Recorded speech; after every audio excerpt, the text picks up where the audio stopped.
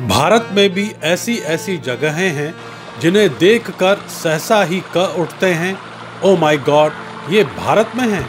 Unbound India के साथ सफर कीजिए और देखिए ऐसी ही अविश्वसनीय जगहें। जो दर्शक चैनल पर पहली बार आए हैं वो तुरंत सब्सक्राइब करें तथा अनबाउंड इंडिया के वह नियमित दर्शक जो स्टोरीज तो देखते हैं मगर चैनल को सब्सक्राइब नहीं किया है, तुरंत सब्सक्राइब करें। आप ही मेरी ताकत हैं।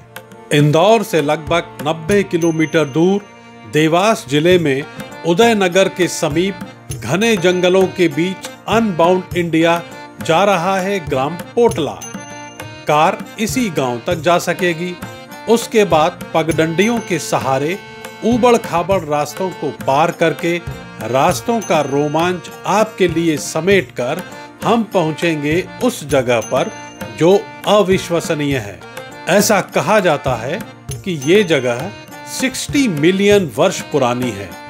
हमारे साथ हैं सचिन महेश्वरी, पूर्व सरपंच मुकेश जैन तथा वर्तमान में सरपंच सुमेर सिंह तथा अन्य। तो मित्रों, स्वागत है आपका अनबाउंड इंडिया में। एक बार फिर एक एक्सक्लूसिव स्टोरी को देखने के लिए आप तैयार रहिए। दो बातें हैं, एक किंवदंती है और एक उसका सच है। किंवदंती ये है कि महाभारत काल से ये जिस जगह पर हम खड़े हैं, ये जंगल है बिल्कुल बियाबान, उसका सीधा का सीधा जो संबंध है वो महाभारत काल से जुड़ता है। किंवदंती ये कहती है कि पांडवों ने, खासकर भीम ने, नर्मदा का जब यहाँ पर विस्तार काफ़ी ज़्यादा था, उसको रोकने के लिए कांवड़ में कहीं से पत्थर भरकर लेकर आए थे और यहाँ जमा किए हैं। वो पत्थर क्या है, वो पत्थर किस तरीके से खास है, ये हम आगे देखेंगे। और उसके साथ ये भी एक कहानी जुड़ती है कि वो जो है हो नहीं पाया था।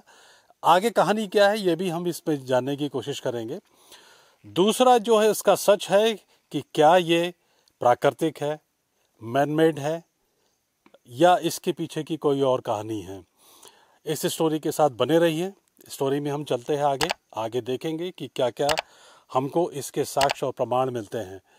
इसके साथ साथ चैनल को सब्सक्राइब अभी इसी वक्त कीजिए और स्टोरी को आप शेयर भी करेंगे। इसके साथ साथ चैनल को मॉनेटरी सपोर्ट जरूर करें।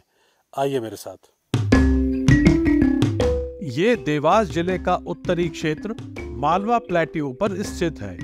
भील तथा गौंड आदिवासियों की ये आदिम भूमि बहुत ही खास है। 7 पहाड़ियों का ये समूह कावड़िया पहाड़ के नाम से जाना जाता है। जैसा कि मैंने कहा, यहाँ सदियों से प्रचलित किंवदंतियां पांडवों की एक कथा सुनाती है।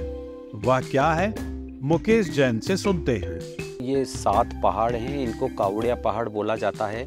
और गांव में ऐसी किंवदंतियां हम सुनते आ रहे हैं कि पांडवों ने नर्मदा नदी को रोकने के लिए इन पहाड़ों का निर्माण किया था।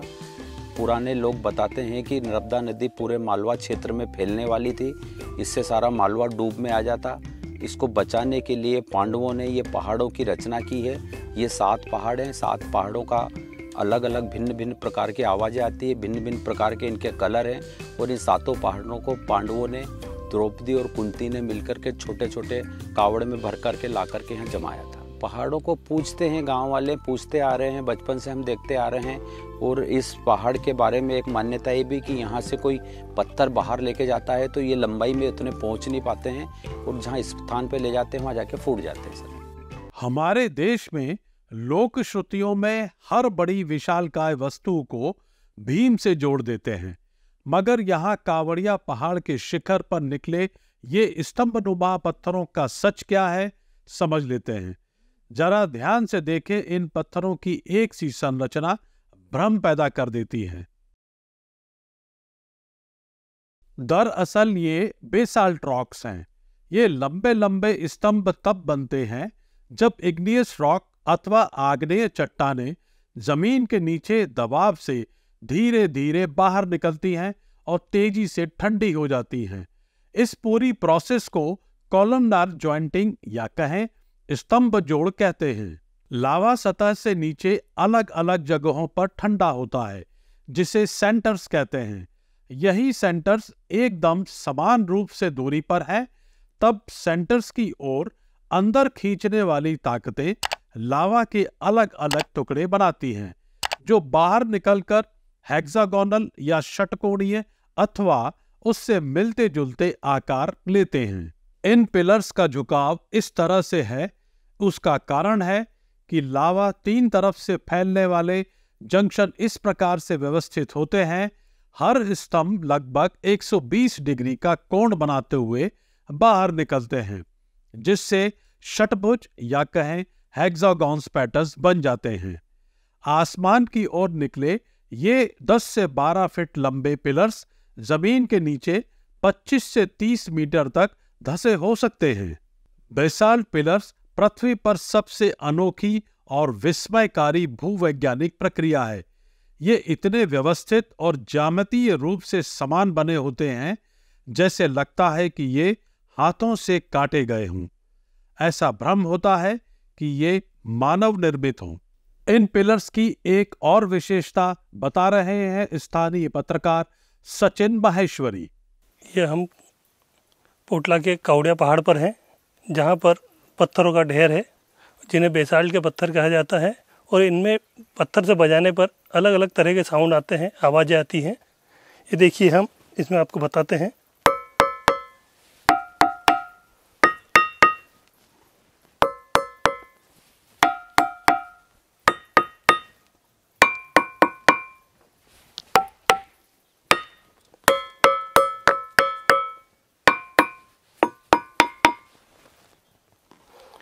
जैसा कि हम देख रहे हैं कि अलग अलग आवाज़ें आती है, जैसे लोहे को ठोकने पर जो आवाज़ें आती हैं उस तरह का माना जाता है इसमें। इधर भूगर्भीय हलचल बताई जाती है, और भूगर्भीय हलचल से ये पत्थर निकले हैं। वैज्ञानिक भी जब भी आए हैं यहाँ पर, वो भी यही बताते हैं कि भूगर्भीय हलचल से निकले हैं, लावा निकला है। इस तरह की संरचना जो बनी है ये उसके आधार पर बनी है। इस तरह की विस्मयकारी भूगर्भीय संरचना विश्व में अन्य स्थानों पर भी देखी जा सकती है। ये भूगर्भीय प्राकृतिक घटना लाखों वर्ष पुरानी है, तब ये संभावना हो सकती है कि इन स्तंभ रूपी पत्थरों का उपयोग अलग अलग समय में अलग अलग लोगों द्वारा किया गया होगा। पीछे पत्थरों के ब्लॉक्स रखे हुए हैं। ये ब्लॉक देखने पे, बीइंग ए साइंस स्टूडेंट, मुझे ऐसा नज़र आता है कि ये प्राकृतिक रूप से बने हुए हैं, परंतु कुछ लोग कहते हैं कि ये मैन मेड भी हो सकते हैं, इन्हें भीम ने बनाया, जैसे किंवदंती बताई गई है। ये भूगर्भीय गतिविधि के तहत बने हुए हैं। डेफिनेटली इसका उपयोग, जैसे किंवदंती में बताया गया है कि नर्मदा के पानी के प्रवाह को रोकने के लिए किया गया होगा, उसके तहत किया जाना प्रतीत होता है। इस व्यव को बल मिलता है। प्रख्यात पुरातत्व शास्त्री नारायण व्यास इसे बहुत ही सरल तरीके से समझा रहे हैं, साथ ही इसका महत्व भारत में क्या होना चाहिए ये भी बता रहे हैं।